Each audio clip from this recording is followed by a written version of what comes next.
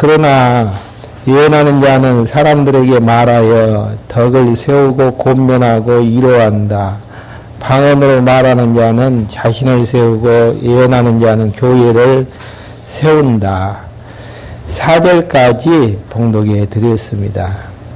지금 우리가 말씀을 상고하고 있는 고린도 전후서의 내용은요, 건덕의 복음으로 양육하는 걸 통해 구약에 약속된 그리스도가 예수님 되심을 증거하게 되어지는데요. 로마서하고 고린도 전후서하고 연결성은요, 로마서는 하나님하고 우리하고 수직적인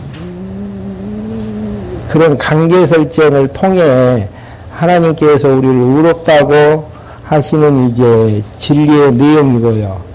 고린도 전후서의 내용은 이제 하나님하고 우리 사이 관계와 너와 나의 수평적인 관계를 형성케 되어지므로 교회를 이제 세워져 나가게 하는 내용으로 이제 정리를 해주고 있습니다. 그렇기 때문에 교회를 이제 세워 나가는 내용으로 이제 양육을 하게 되어지는데요. 교회를 세워야 된다. 단마디로 이야기하지 아니하고 교회를 세우기 위해서는 단합을 해야 된다라는 내용이 고린도전서 1장부터 이제 8장까지 내용이고요. 또 교회를 세우기 위해서는 일치를 해야 된다라는 내용으로 고린도전서 9장부터 16장까지 내용이 정리를 하고 있습니다. 이러한 부분들은 구약에 약속된 그리스도 되심을 증거하기 위해서는 구약의 근거를 넣어야 되잖아요. 구약의 근거가 무엇이다고 이야기를 했었죠? 다윗왕국을 세울 때에 12지파가 단합을 하여서 한마음으로 다윗왕을 왕으로 이제 추대하게 되어져서 나라를 세우게 되어지는 내용을 통해 하나님의 교회인 하나님 나라가 이제 지상에 이제 세워지게 되어지는 것인데, 예수 그리스도를 중심으로 해서 모두가 다 단합하고 일치가 되어지지 아니하면은 교회가 세워지지 아니할 것을 말씀하는 부분들입니다. 그러니까 구체적으로 설명을 하고 있죠. 건덕을 위해서 이제 일치를 해야 되는데, 일치를 이루려는 노력이 필요하다. 노력 부분에서도 말씀해 드린 바가 있지만은, 노력이라는 것은 해야 됩니까? 안 해야 됩니까?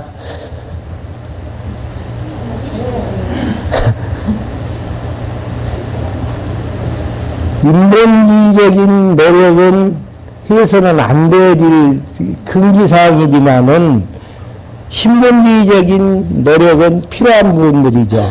그러니까 이론론의 사고에서 머리 대신 예수 그리스도의 통치, 단마디로 이야기하면 저는 그렇게 표현을 하죠. 교회로서의 노력은 필요하죠. 머리 대신 예수 그리스도가 통치하는 교회로서의 노력은 필요하지만은, 머리 대신 예수 그리스도하고 끊어진 단절된 상태에서의 이론론적인 노력은 인간적인 본의를 주장하기 때문에 문제가 있다라는 이야기입니다. 그리고 이제 노력을 해야 되고, 일치를 이루어지는 요건에 대해서 11장부터 이제 12장까지 꼭 필요한 내용들로 정리를 해드린 바가 있습니다. 그리고 이제 13장부터 14장까지 내용에서는 일치를 이루어가는 자세에 대해서 이제 설명을 하고 있는데요. 13장에서 이야기했던 가장 기본적인 자세가 무엇이죠?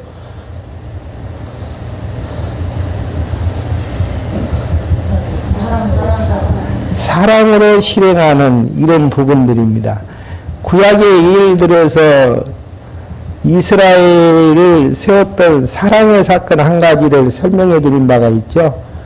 요셉이 형제를 용서하고 사랑하는 마음이 없었으면은 그 가정과 그 지파를 구원할 수가 없는 이런 이제 부분에서 사랑으로 교회는 세워져 나간다라는 거. 그럼 교회가 세워지지 않는다라는 이야기는 무슨 이야기죠? 사랑이 없을 수도 있고 약할 수도 있고 인간적인 사랑일 수도 있는 부분들이죠. 그렇기 때문에 사랑이 있다면은 교회는 세워지는 것이고 없다면은 교회는 아직 세워지지 아니하고 준비 단계에 있다라고 생각을 하시면 되어집니다. 그 다음에 이제 두 번째로 은사는 누구를 위해서 실행해야 된다라는 이야기입니까? 14장 1절부터 19절까지가 약자를 위해서 실행을 해야 된다. 교회에 보면은 강자가 있고 약자가 있잖아요. 약자를 위해서 은사는 실행을 해야 되는데 어떻게 이게 실행이 되어지는 것인가를 확인 한번 해보겠습니다. 방언과 예언으로 이제 설명을 하게 되어지는데요. 14장 1절부터 5절까지 내용에서는 방언은 자기 덕을, 예언은 교회의 덕을 세운다라고 가르쳐지는 내용입니다. 자기 덕을 세운다라는 이야기는 교회를 세운다라는 이야기하고는 먼 이야기죠. 그리고 방언은 이제 그렇다라는 이야기고요. 예언을 이야기하는 부분은 교회의 덕을 세우기 때문에 예언으로 이제 교회의 덕을 세워야 된다라고 이야기를 하게 되어지는데요. 방언은 지금 있습니까? 없습니까? 왜 없죠? 계시의 방편으로 주어졌던 방언이기 때문에 고린도 교회에 편지 쓸 때만을 해도 성경 66권이 완성이 되어지지 않았기 때문에 방언으로 한 계시의 방편을 삼으셨죠. 예언도 마찬가지고요. 꿈도 있었고 그러지만은 성경이 완성된 뒤에는 방언이 없다라는 거. 그러면 예언은 무엇이죠? 예언을 어떻게 정의하고 넘어가야 됩니까? 방언에 대해서는 잘 아시는데 예언은 단순한 이야기를 하게 되어지면은 그냥 미리 되어질 일들을 예고하는 정도로 이야기를 하지만은 성경에서 말하는 예언은 계시의 방편으로서의 예언을 하나님의 말씀과 성경으로 연관을 지어서 이야기를 많이 하고 있습니다. 한번 확인 한번 하고 넘어가 보죠. 베드로전서 1장 20절부터 21절 한번 찾아서 읽어 주시렵니까?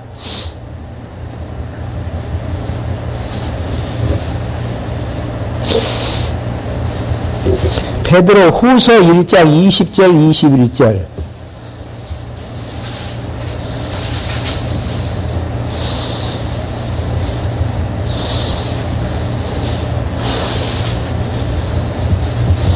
너희는 먼저 이것을 알아야 한다. 곧 성경의 모든 예언은 자기 마음대로 해석해서는 안 된다는 것이다. 예언은 언제나 사람의 뜻을 따라 나온 것이 아니라 오직 성령의 감동하심을 받은 사람들이 하나님께 받아 말한 것이기 때문이다. 예. 성경은 예언으로 이제 그 성격을 이야기를 했죠. 예언의 성격을 성경으로 이야기를 했고요. 계시록 22장 18절 19절요.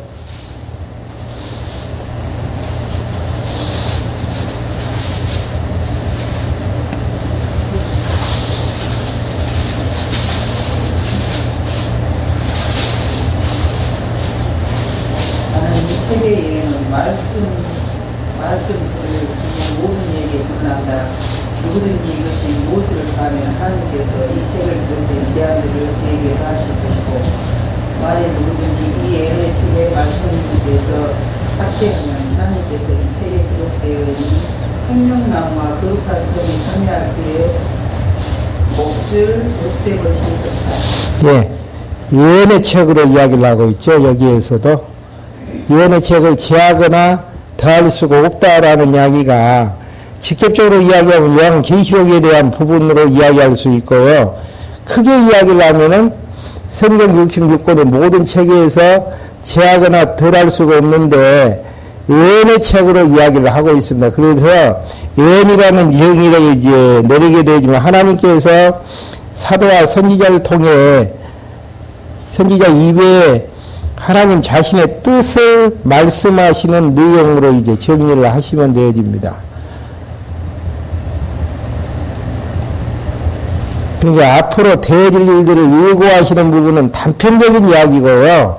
그냥 성경 말씀이다라고 예언 이야기를 했을 때에 하나님께서 선지자와 사도의 입에 하나님의 자신의 뜻을 말씀하시는 그 자체가 예언이라고 정의를 하면서 예언은 분명한 목소리로 이제 들려지는, 알게끔 들려지는 이야기지만은 방언은 통역이 없으면 알아듣지 못하는 내용이다라고 방언과 예언에 대한 성격을 이제 구분을 하면서 본문 내용으로 들어가면 이해가 빠를 것 같아서 예언에 대한 이제 정의를 먼저 하고 이제 들어가겠습니다. 14장 1절부터 5절까지는 방언은 자기 덕을, 예언은 교회덕을 세운다라고 가르쳐주는 내용입니다. 사랑을 추구하여라. 왜 추구해야 되는가? 가장 기본적으로 교회를 세워나가는 일치를 이루기 위한 요소이기 때문에 그 이야기죠. 영적인 것들을 사모하되 특별히 예언을 하려고 하여라. 예언은 이제 분명하고 똑똑한 이야기로 하나님의 뜻을 우리에게 알려주시는 하나님의 말씀, 계시의 방편으로 주어진 거기 때문에 특별히 예언을 하려고 하여라. 방언으로 말하는 자는 사람들에게 말하는 것이 아니라 하나님께 말을 하므로 아무도 그것을 알아듣지 못하니 영으로 비밀을 말하기 때문이다. 방언으로 통역 없이 듣다 보면은 하나님에게는 전달이 되어지는데 사람에게는 해석할 수가 없기 때문에 문제가 있다라는 이야기죠. 그러나 예언하는 자는 사람들에게 말하여 덕을 세우고 권면하고 위로한다. 그러니까 또록또록한 하나님의 자신의 뜻을 말씀으로 주시는 예언은 교회를 세우죠. 교회를 세우고 권면도 하고 위로의 말씀이 담겨져 있다라는 거. 방언으로 말하는 자는 자신을 세우고 예언하는 자는 교회를 세운다.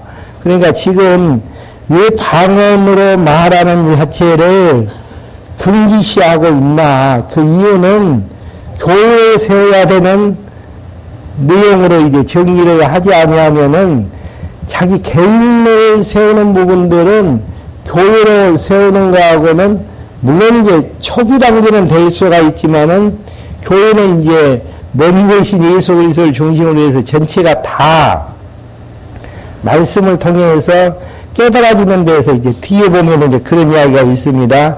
5절 한번 봐보시죠. 나는 너희가 다 방언으로 말하기 원하지만 그보다 예언하기를 더욱 원한다. 방언으로 말하는 자가 교회의 덕을 세우기 위하여 방언을 통역하지 않으면 방언으로 말하는 자보다 예언하는 자가 더 낫다. 이게 중요한 부분은요.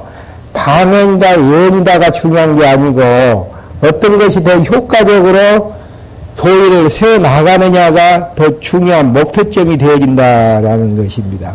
그러니까 성경에서 보게 되어지면은 중요한 것과 덜 중요한 것만 구분을 할 수 있어도 지혜자예요. 근데 지혜자가 되지 못하고 어린아이가 되는 이유는 뭐가 중요한지 뭐가 덜 중요한지를 구분하지 못한다라는 이야기입니다. 방언에 치여버린다든지 방언에 치여버린다라는 이야기는 상대방이 알아듣든지 말든지 자기는 좋아서 하나님 앞에 기도하고 찬송도 방언도 하게 되어졌는데 교회를 세우는 것하고는 전혀 무관한 행동이 되어질 수밖에 없다라는 이야기죠. 그렇기 때문에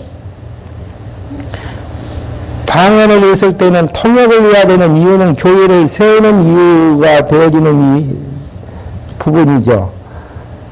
그러면서 이제 방언으로 말하는 자보다 예언하는 자가 더 낫다라는 이야기죠. 그러면서 6절부터 12절까지는 방언보다 교회의 덕을 세우기 위해 예언하는 것을 당부하는 부분들입니다. 형제들아, 지금 내가 너희에게 가서 남을 방언으로만 말하고 계시나 지식이나 예언이나 가르치는 것으로 너희에게 말하지 않으면 너희에게 무슨 이익이 있겠느냐. 그러니까 그 당시는 성경이 완성되어져 가는 과정 속에 있기 때문에 직접 이제 계시가 임해요. 그 다음에 어떠한 문서라든지 어떠한 내용을 통해서 지식을 얻게 되어지고요. 하나님의 말씀을 지식으로 듣게 되어지고 또 이제 예언을 통해서 하나님의 자신의 뜻이 이제 전달이 되어지는데 그리고 이제 그 전달받은 내용들을 가르치는 것으로 너에게 말하지 아니하면은 너에게 무슨 이익이 있겠느냐. 심지어 필이나 수금같이 생명 없는 것이 소리를 낼 때에도 각각 구별된 소리를 내지 않으면 피를 부는 것인지 수금을 타는 것인지 어떻게 알 수 있겠느냐. 또한 나팔이 분명하지 못한 소리를 내면 누가 전쟁을 준비하겠느냐. 이와 같이 너희가 혀로 분명한 말을 하지 아니하면 그 말하는 것이 어떻게 알 수 있겠느냐. 너희가 허공에다 말하는 격이 될 것이다. 세상에 수많은 종류의 소리가 있으나 뜻없는 소리는 하나도 없다라는 것. 다른 말로 하면은 의미 없는 소리는 아무것도 없다라는 이야기죠. 그러니까 의미를 알아야 되는데 방언은 의미를 알지를 못하는 알지 못하는 것이고요. 예언은 의미를 알아서 깨달을 수가 있기 때문에 예언을 해야 된다라는 이야기로 하는 이야기입니다. 그러니까 성경을 해석할 때에도요, 내용 분석 가지고는 좀 문제가 있어요. 여러분들이 이제 가지고 계시는 성경 개론을 보면은 앞에 타이틀이 있죠. 의미 분석에 의한 성경 개론. 의미라는 용어의 뜻이 무슨 뜻이죠? 어떤 사건이나 그 본문이 가지고 있는 깊은 뜻이 무엇인지를 밝히 알아가는 내용들이 중요한 부분들입니다. 방언을 해야 되느냐, 그 예언을 해야 되느냐, 그 자체가 중요한 것이 아니고, 어떤 게 교회를 세우기 위해서 요긴하고 필요한 것인가. 교회를 세우기 위해서는 하나님의 말씀이 또록또록 바르게 이제 뜻전달이 되어지지 아니하면은 깨달음이 불가하잖아요. 깨달음이 불가하면은 성숙할 수가 없고 교회를 세워나갈 수가 없는 그런 부분들이기 때문에 의미 전달이 분명하지 않으면 문제가 되어지죠. 그래서 이제 여러 가지 소리가 있지만은 뜻없는 소리는 하나도 없다. 11절, 그러므로 만일 내가 그 소리의 뜻을 알지 못하면 나는 그 말하는 자에게 야만이 되고 그 말하는 자도 내게 야만이 될 것이다. 이와 같이 너희는 성령의 은사들을 사모하는 자니 교회의 덕을 세우기 위하여 풍성해지기를 구하여라. 중요한 부분은 어떤 은사를 좋아하라 그랬습니까? 지난 시간에는 사랑의 은사. 그 다음에 교회를 세우기 위해서는 직접적으로 사랑의 은사의 바탕 위에다가 무슨 은사를 추가하라는 이야기입니까? 교회를 세우기 위한 은사를 추구해야 되는데 그 은사가 알아듣지 못하는 방언이 아닌 무슨 은사죠? 알아들을 수 있는 의미 분별이 가능한 예언의 은사를 사모해서 풍성하게 되어질 것을 이야기하는 부분들입니다.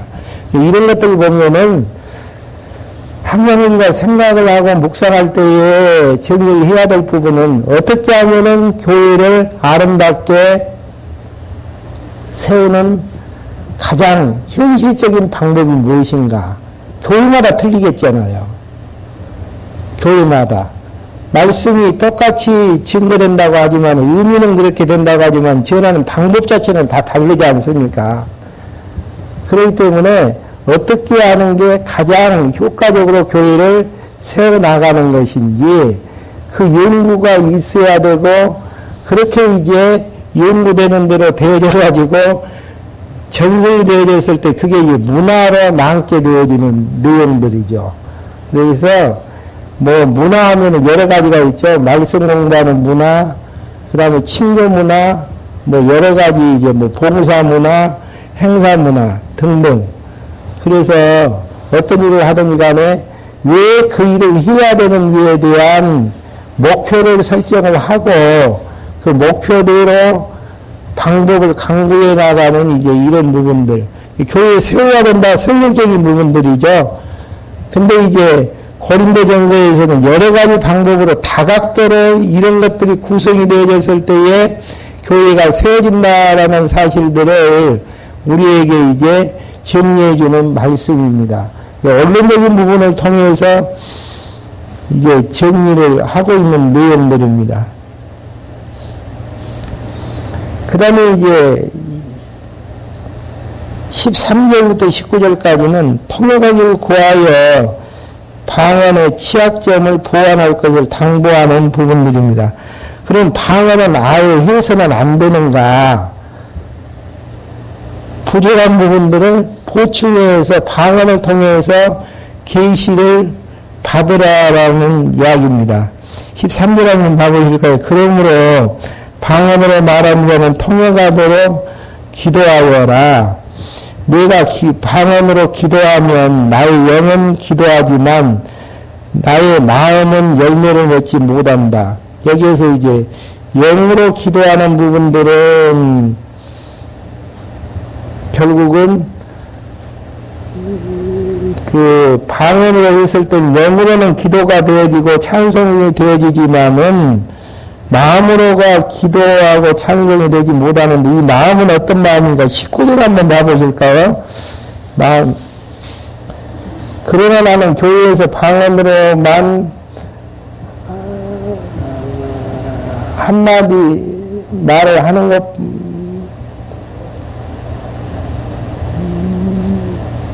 만마디 말을 하는 것보다 남을 가르치기 위하여 나의 깨닫는 마음으로, 여기는 깨닫는 마음이라고 정리를 하고 있습니다.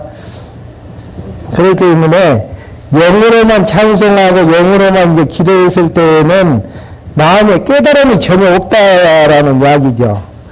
그래서 결국은 통역이 되어졌을 때만이 깨달음이 있고 그 뜻을 분별할 수가 있는 것인데 깨닫는 마음으로 이제 정리를 하면은 15절 말씀이 더 이해가 더 잘 가질 줄 압니다. 그러니까 다시 한번 모시게 되어지면 그러면 어떻게 해야 되느냐? 나는 영으로 기도하고 또한 마음으로 기도하며 내가 영으로 참여하고 또한 마음으로 참여할 것이다. 라는 이제 내용이 되기 위해서 14절 바로 위의 기절을 보게 되어지면은요, 내가 방언으로 기도하면 내 영은 기도하지만 내 마음에는 열매를 맺지 못해. 깨닫는 마음에 열매가 없다라는 거. 이게 깨닫게 하는 일을 이제 하게 되질 때에도 가장 효과적인 방법으로 공부하는 것도 본방 공부를 하는 이유가 무엇입니까? 어떻게 하면은 더 같은 시간에 더 깊게 깨닫고 열매를 맺게 할 수가 있는가? 라는 이제 부분에서 장점이 있기 때문에 본방 공부의 효과가 있는 부분들입니다. 새로 오신 분이 오셨다. 지금 신약에는 고린도 전서를 하고 구약에서는 곧 역대기 상하를 하게 되어 있는데 창세부터 내용들이 정리가 되어야만 그 다음 것이 이해가 가지잖아요. 그래서 이제 본방 공부의 이제 필요성들을 이야기할 수 있는 내용들이죠. 이게 연구해야 될 부분들이 교육에 대한 부분들도 어떻게 하면은 더 효과적인 깨달음이 있을 수 있을까에 대한 답을 내리지 못하면은 시간 낭비를 하는 경우들이 이제 너무너무 이제 많이 있는 부분들이죠. 여기에서도 영으로는 기도하지만은 내 마음으로 열매를 맺지 못한다. 그러면 어떻게 하겠느냐? 나는 영으로 기도하고 또한 마음으로 기도하며 내가 영으로 찬미하고 또한 마음으로 찬미할 거리라. 그렇지 않고 내가 영으로만 찬양하면 무시간 처지에 있는 자는 내가 무슨 말을 하는지 알지 못하는데 어떻게 너희 감사에 아멘할 수 있겠느냐. 방언으로 아무리 좋은 이야기를 해도 상대방이 깨닫지 못하면은 아멘할 수 없다라는 이야기입니다. 이게 이제 문제가 되어져요. 효과적인 시간활용법, 그 다음에 교육의 방법, 방언보다는 뭐가 낫다라는 이야기죠. 예언이 더 낫다라는 교육의 이제 방법을 이야기하는 내용들입니다. 그러니까 중요한 부분은요, 형식에 유전할 때에도 말씀해 드렸지만 유전 부분들은 자유스럽게 하는데 교회마다 자유스럽게 할 수도 있고 개인마다 자유스럽게도 할 수 있다라는 거. 참 그것을 연구해 봐야 될 대목들이에요. 그렇게 해서 어떻게 하면 가장 정해진 시간에 효과적으로 효율을 올릴 수 있는 것인지에 대한 부분들을 이제 정리할 필요성이 있다라는 이야기죠. 그러면 17절 너는 감사를 잘하였으나 다른 이는 덕세움을 받지 못한다. 나는 너희 모두보다 더 많이 방언으로 말하는 것을 하나님께 감사드린다. 그러나 나는 교회에서 방언으로 말한 만마디 말을 하는 것보다 남을 가르치기 위하여 나의 깨닫는 마음으로 5마디 말을 하는 것을 원한다. 그러니까 방언으로 만마디 하는 것보다는 깨닫는 마음으로 5마디 말을 전달해 주는 게 훨씬 더 교회를 세우는 데는 유익하다라는 이야기입니다. 그러니까 교회를 세우는 본질이 뭡니까 지금? 방언이다 예언이다를 이야기하고 있지만은 하나님의 말씀을 얼마나 깨닫느냐 깨닫지 못하느냐. 깨닫지 못하다 보니까 결국은 입체적인 신앙인이 되어지지를 못한다라는 이야기죠. 그래서 참 우리가 생각을 많이 해봐야 될 필요성들이 있어요. 보통 이제 말씀 운동에 입문하게 되어지면은 창세기부터 계시록까지 결론적으로 이제 성도대 과정만 공부하면은 다 공부하는 것처럼 이제 보여지거든요. 그러지만은 그것은 공부하기 위한 준비 과정이라고 생각을 하게 되어지고요. 두 번째는 자생력이 있어야 돼요. 그 이야기가 무슨 이야기냐면은 스스로 말씀을 그러니까 주부 같으면은 스스로 밥을 해 먹을 수 있는 정도의 공부가 되어지지 아니하고서는 성숙했다라고 이야기할 수가 없는 부분들이죠. 자생력이 있기까지는 공부가 재밌어야 되잖아요. 문제제기로 되어져야 되고. 그렇게 되기까지는 주위 환경들도 필요하지만은 내 자신이 그 단계를 넘어서 가는 이런 부분들이 이제 필요한 부분들이죠. 그러니까 하나님이 하게 하신다라고 결론적으로 이제 성경 신학에서는 결론으로 이야기를 하게 되지만 과정 속에서는 어떻게 하는 것이 더 효율적으로 하는 것인지에 대한 이제 답을 많이 강구하고 이제 묻고 답하는 내용들이 많이 있습니다. 그 다음에 이제 20절부터 40절까지 내용은요, 은사를 질서대로 실행하라는 것. 14장 1절부터 19절까지는 은사를 어떻게 하라는 이야기입니까? 약자를 위해서 실행하는 부분들이고요. 약자를 위해서 실행해야 된다라는 이야기는 깨닫게 하기 위해서 방언보다는 무엇을 이야기하라는 이야기죠? 예언으로 말씀을 증가하라는 이야기. 그래야지 약자가 커졌을 때에 교회는 장성한 교회라고 이야기할 수가 있는 것이지, 교육의 신앙의 격차가 커버리면은 성숙한 교회는 될 수가 없는 부분들이죠. 그러면 이제 은가를 감당할 때에 질서대로 행하라는 이야기인데요. 14장 20절부터 26절까지 장성한 지혜자로 모든 것들을 건덕을 위해서라고 당부하는 부분들입니다.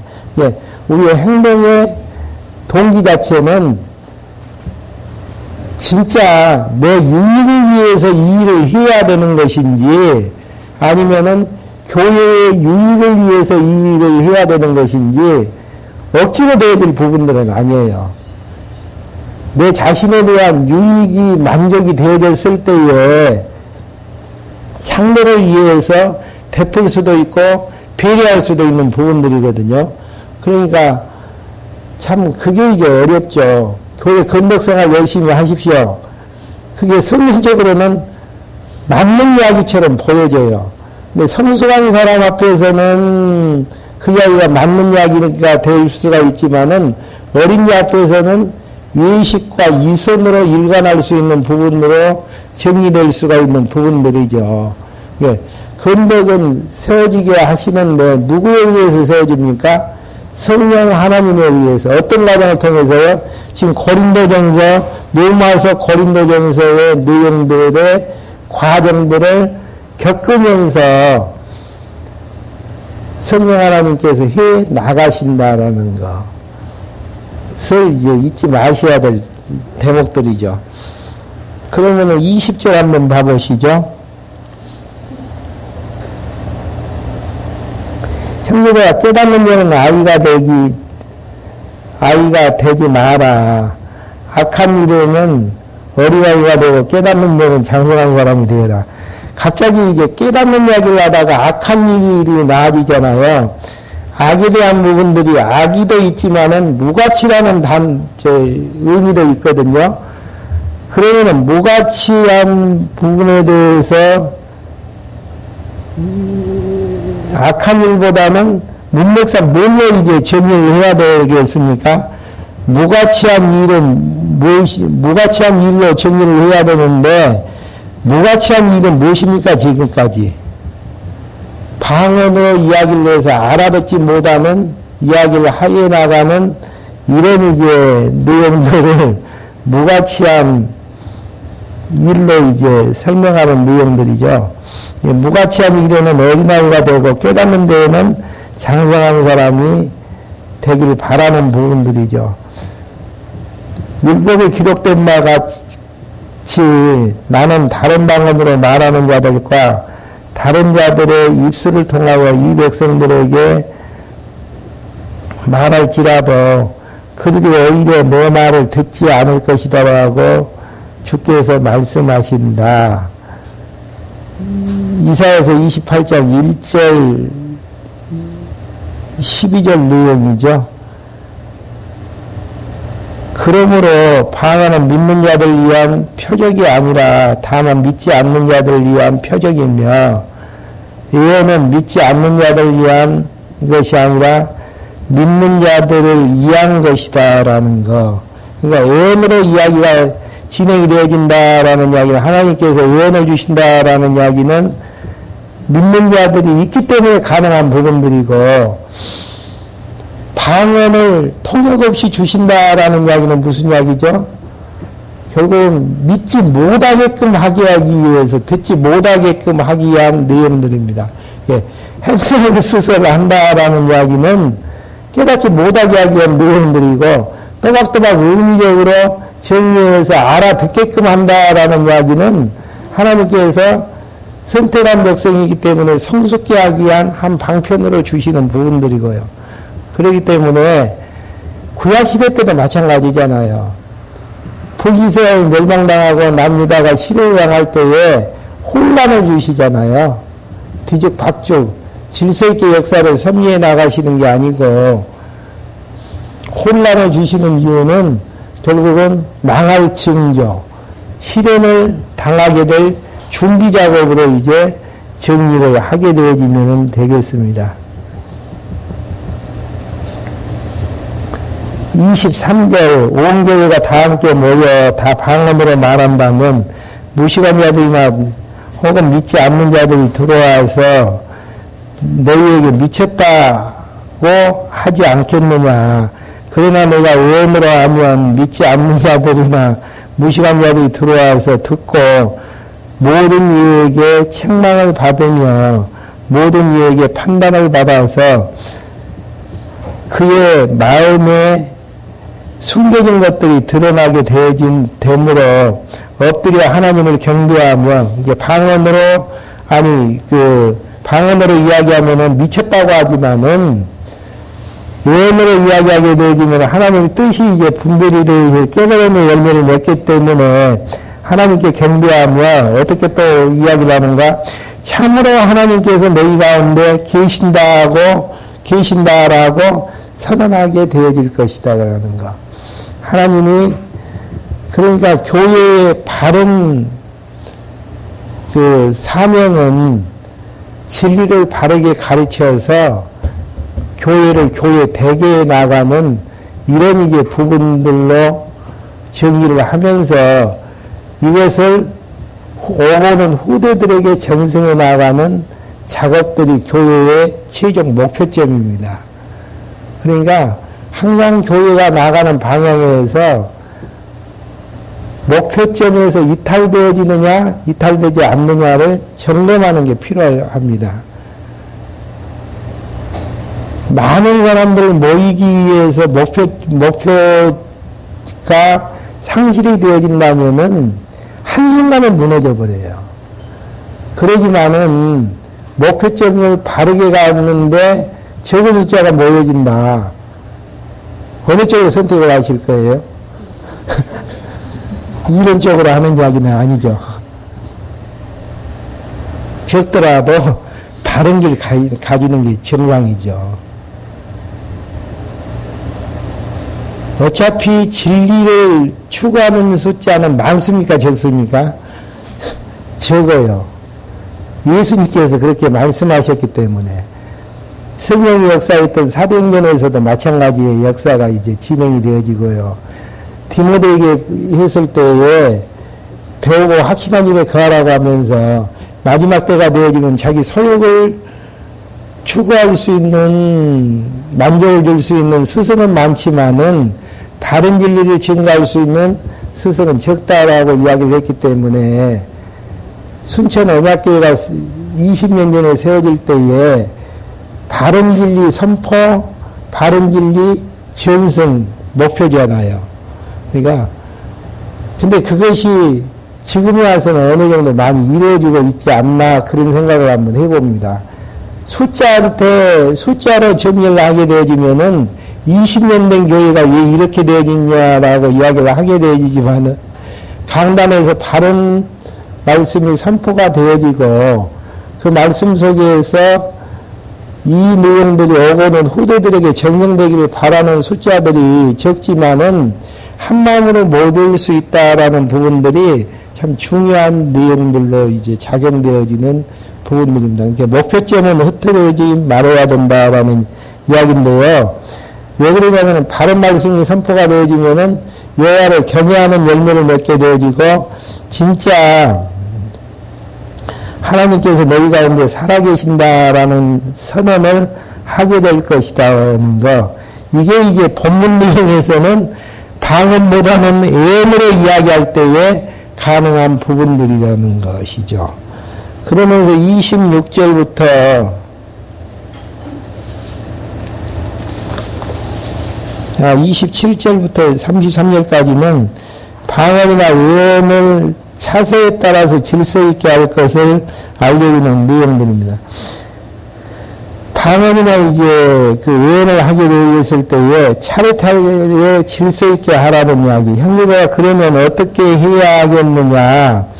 너희가 모일 때에 각각 찬송도 있고 가르침도 있고 계시도 있고 방언도 있고 통역도 있으나 이 이야기는 무슨 이야기냐면요. 성경이 아직 완성되지 않았기 때문에 가르치는 내용도 있고 찬송도 있고 계시도 있고 방언도 있고 통역도 있지만은 여러 가지가 계시 왕편으로 주어지지만은 모든 것을 어떻게 하라는 이야기입니까? 덕을 세우기 위해서 하라는 거. 목표점은 하나예요. 교회 세우는 거. 네. 어떤 일을 하시든지 간에 믿음의 분량만큼 하는 것인데 연사 따라서 하는 것이지만은 중요한 목표점은 덕을 세우는 일이냐 덕을 세우지 않는 일이냐에 따라서 그게 무가치한 일이 될 수도 있고 가치 있는 일이 될 수도 있다라는 거. 성숙한 자는 방향을 잘 잡아서 이제 나가는 게 필요하죠. 그러면 27절 누가 방언으로 말하면 두 사람이나 많으면 세 사람이 말하되 한쪽으로 치우쳐지지 않게 하기 위해서 두 사람 내지 세 사람이 말아야 하는데 차례대로하고 한 사람은 통역하라는 거. 왜 통역해야죠? 교회를 세우기 위한 한 방편이기 때문에. 통역하는 자가 없으면 교회에서 잠잠하고 다만 자기야 하나님께 말하여라. 왜 통역하는 자가 없으면 교회에서는 이야기하지 말라고 하는 거야. 야만인 소리 듣게 되어지고 이미지만 더 안 좋게 되어지기 때문이죠. 예언하는 자는 둘이나 셋이 말하고 다른 이들은 분별하도록 하여라. 앉아있는 다른 이에게 계시가 주어지면 먼저 말하는 자는 잠잠하도록 하여라. 그러니까 계시 받았다고 이야기하고 있는데 또 계시가 내렸단 말입니다. 성경이 완성되기 전이니까. 그랬을 때에는 먼저 말하는 사람은 잠잠하고 계시를 받은 쪽에서 그 다음에 이야기를 하라는 거. 너희는 모두 한 사람씩 예언을 할 수 있다. 그래야 모든 이가 배우고 모든 이가 권면을 받게 되어진다. 예. 예언을 한 사람씩 하는 이유도 왜인가? 그 목적은 예언을 통해서 배울 수가 있기 때문에 배우는 게 중요해요. 어떤 일들을 만들어 성취하는 게 중요한 게 아니고 성취되어지는 부분에 열매 맺는 부분들은 결과적으로 따라와지는 이제 그런 부분들이죠. 그 다음에 32절 예언한 자들의 영은 예언하는 자들에게 제기를 받는다. 같은 동급에서 이제 받는다라는 이야기 은사에서 하나님은 무질서의 하나님이 아니시고 오직 화평의 하나님이시다. 그러면서 34절부터 40절까지 부인을 꾸짖고 은사들을 적당히 질서대로 하라고 당부하는 내용이 나와지고 있습니다. 34절요. 여자들은 여기에서 이제 여자들보다는 부인들이라고 번역하는 게 나아요. 그 이유는 35절에 보면 자기 남편에게 물어보라는 내용들이 있기 때문에 여자 쪽보다는 그 부인하고 이야기를 하는 게 더 그 흐름상 더 맞는 번역인데요. 그 당시에 이제 고린도 교회가 존재했을 때 전통은 부인 있는, 남편 있는 여자는, 부인은 교회에서 이야기하지 말고 누구에게 배우라는 이야기입니까? 간섭 자체가 남편에게 배우는 간섭이 있었습니다. 간섭이랑 내려오는 간섭이라고 생각을 하시면 되어져요. 그런 것이 있었기 때문에 거기에 이제 근거해서 이야기하는 내용들이죠. 한번 읽어보죠. 여자는 교회에서 잠잠하여라. 여자들에게는 말하는 것이 허락되어 있지 않으니 율법이 말하는 것 같이 여자들은 복종하여라. 여기에서 이제 율법이라는 의미를 관습이라고 번역을 하는 쪽이 더 낫습니다. 무엇을 배우기를 원하면 집에서 자기 남편에게 물어보아라. 여자가 부인이 교회에서 말하는 것은 부끄러운 것이다. 하나님의 말씀이 너희에게서 나왔느냐? 또한 너희에게만 임하였느냐. 그러지 않는다라는 이야기죠. 나는 누구든지 자기를 예언자나 혹은 영적인 자로 생각하면 그는 내가 너희에게 쓰는 것이 주님의 명령이라는 것도 알아야 한다. 지금까지 이제 기록되어지는 고린도 교회 편지 자체가 주님의 명령이라는 것을 알아야 된다는 이야기죠. 누구든지 이것을 인정하지 않으면 그도 인정받지 못할 것이다. 그러므로 나의 형제들아 예언하기를 사모하며 방언으로 말하는 것을 금하지 마라. 예언하는 것이 더 나았기 때문에 예언은 사모해야 되지만은 그런다고 해서 반동으로 방언하는 것을 막지 말라라는 거. 왜 그러죠? 방언으로 이야기할 때에도 통역자만 있으면은 깨달음의 열매를 맺을 수가 있기 때문이라는 이야기입니다. 모든 것들을 적절하게 하고 또 질서 있게 하라는 거. 이게 이제 중요한 부분들이죠.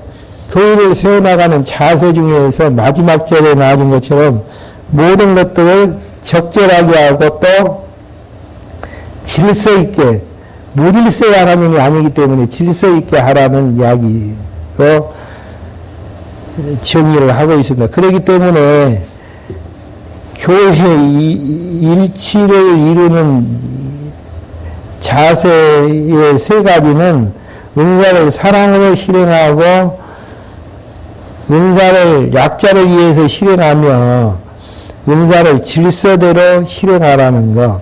그러면 이제 일치를 이루는 근거가 무엇인가? 가장 중요한 부분들이 이제 남아있죠. 일치를 이루는 근거. 15장 1절부터 내용은 다음 시간에 한번 같이 정리할 수 있도록 하겠습니다. 질문 있으시면 질문 받고 마치겠습니다.